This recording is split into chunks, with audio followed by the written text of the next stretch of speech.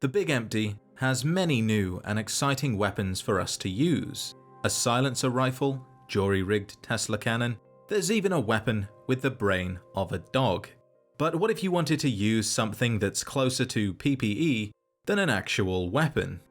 In today's video, we'll be finding out if you can beat Old World Blues using only gloves.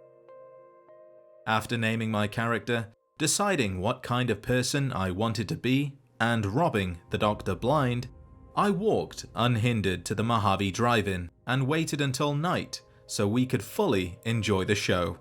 You're welcome. Approaching the satellite, it recommended that I be level 15 before beginning the DLC.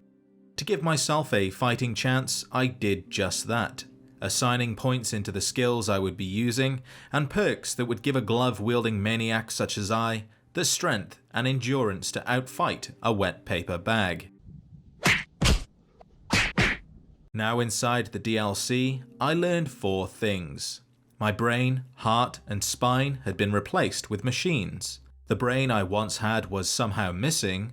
I was unable to leave Big Empty without cooperating, and the scientists needed my help to destroy Mobius, a mad scientist hell-bent on eradicating the others. Before setting off to complete the first quest to freedom, I searched the facility and was fortunate enough to find several scientist gloves. They are the standard variant of the gloves found here at Big Mountain, but I was more than thankful to have something I could actually attack with.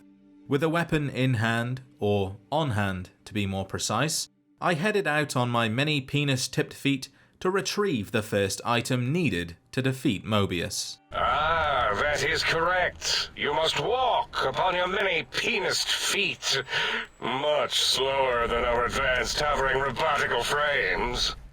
Usually I would go into detail about the main quest, what it is, what's needed, the different outcomes, if any, but for Old World Blues, the main quest has so much backtracking and repetitive tests that it just wouldn't make for a good video.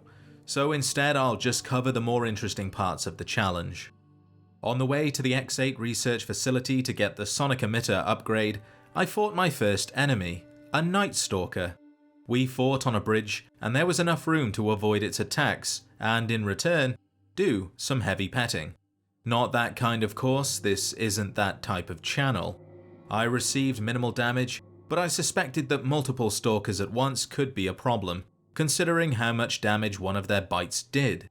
Luckily, the majority of Night Stalkers I encounter were on their own, or at most, in pairs. Inside the facility I came across the worst enemy you can deal with when using melee weapons: turrets. They did some moderate damage thanks to them having to explode in order to be destroyed. My science skill wasn't quite high enough to hack the terminals and shut them off, so this was my only choice. The other annoyance in the facility was the roaming military cyber dogs. Powerful bites and sonic barks made for some of the more interesting encounters. Uppercutting a dog into the air shouldn't be that much fun, but it was. And then there's the lobotomites hiding in the library.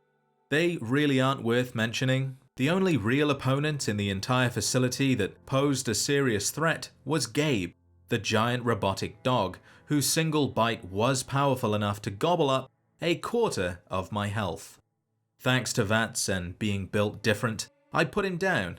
This leads to one of the more amusing encounters as the scientists count down from 10 until the atomic core in Gabe's chest explodes. No! His cyber dog atomic core! It's active! That means an exceedingly imprecise countdown to critical failure in 10. Boros, why the hell did you install an atomic core? It'll blow when we reach 1, right? 9. All will be fine. 7.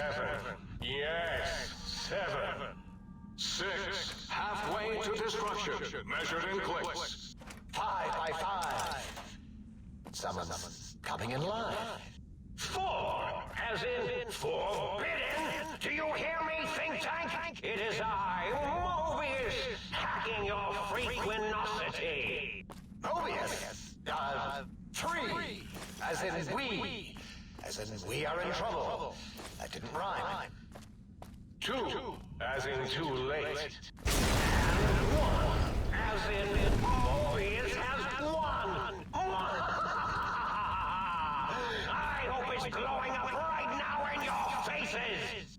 With Gabe literally all over the place, Robo Scorpions were the next threat.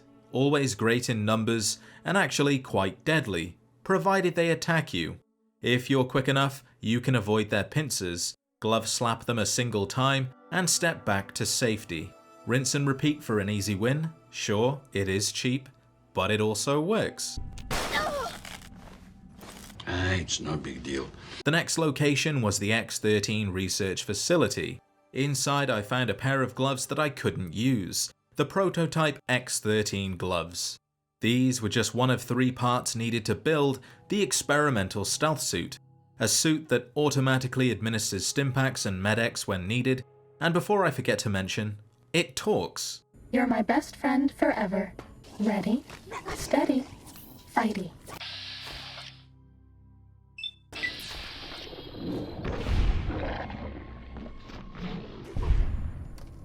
That's all.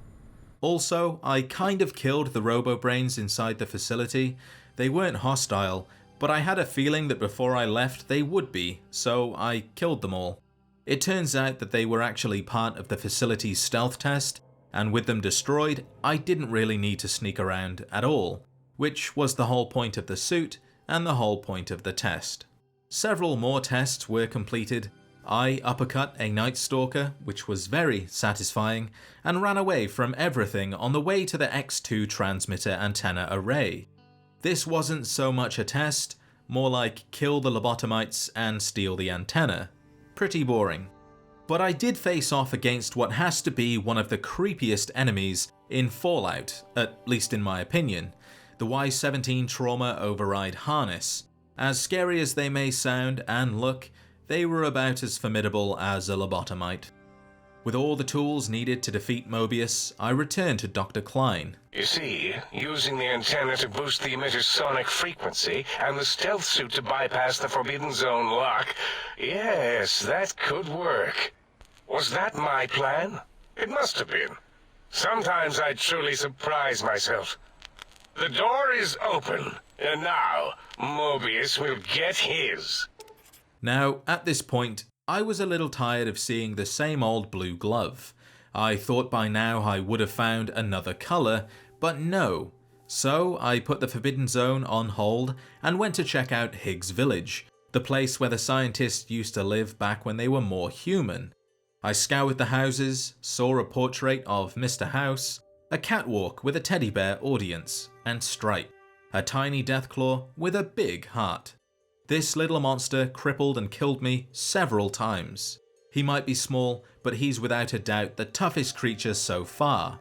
A mini killing machine with an unquenchable thirst for gloves. It took many attempts, but the little guy did go down. And to top things off, I also found a unique glove, Dr. Klein's glove. Sadly, it was still blue. However, it did almost twice as much damage as a regular scientist glove, so I shouldn't complain. Outside Higgs Village, I was attacked by Super Ego, a unique giant Robobrain mini-boss. Its accuracy was no better than a drunkard playing pool, so it wasn't long until I was up close and fisting it into submission. The best thing about Super Ego is it drops another glove, and this time it wasn't blue, it was red, and it dealt critical heat damage. Attacking with this sets enemies on fire, which is a nice change visually compared to the dark blue and grey landscape that is Big Mountain. On to the Forbidden Zone. After getting attacked by a group of Mr. Gutsies, I parkoured to the bottom of the canyon and entered into Mobius's Forbidden Zone. Don't do it! The sterilizer glove didn't really work on the Robo Scorpions because they're metal, so back to blue. And then came the largest enemy in the entire DLC, the X42 giant Robo Scorpion. I was not looking forward to this. I had been in the room for less than 10 seconds and had already contracted radiation sickness. I was pretty tired at this point and wasn't really thinking straight. I read the words destroy and my mind went straight to punching. Now, you might think attacking a giant metal scorpion with nothing more than a rubber glove was a bad idea, and you'd be right. But combine that with a distraction, and the only thing you really need is a finger to press the button and patience. Switching back to the red glove for visual flavour, I collected Mentats, used the sonic emitter to destroy the barrier, and made it to Mobius, the threatening villain who's actually just a little kooky. Yo, hello there. You are there, aren't you? Forgive my confusion. So hard to tell these days. I like Mobius, so I let him live, proceeded to retrieve my brain, and may or may not have tried flirting with it. Are you coming on to me? Sweet Lord, I don't even have the words for how repugnantly wrong that is. Please tell me we weren't that perverse when I was in your head. Ugh. With my brain back, I returned to the think tank to deliver the false good news. The doctors here are hellbent on invading the Mojave Desert and continuing their little experiments, which we really don't want. I know you can resolve the DLC peacefully, but I didn't really have the skills, nor had I completed their side quests, so I got to work doing what I do best, and the day was saved by a brainless courier with a latex fetish and a talking suit. An attack in the dome from beyond the... Was that all? So to answer the question, can you beat Old World Blues using only gloves? Yes, you can. Be sure to show your support by liking the video and subscribing if you haven't already for more Fallout content. If there's anything you would like to see in a later video, leave a comment and I'll see what I can do. With that said, thank you as always for watching, and I'll see you in the next adventure.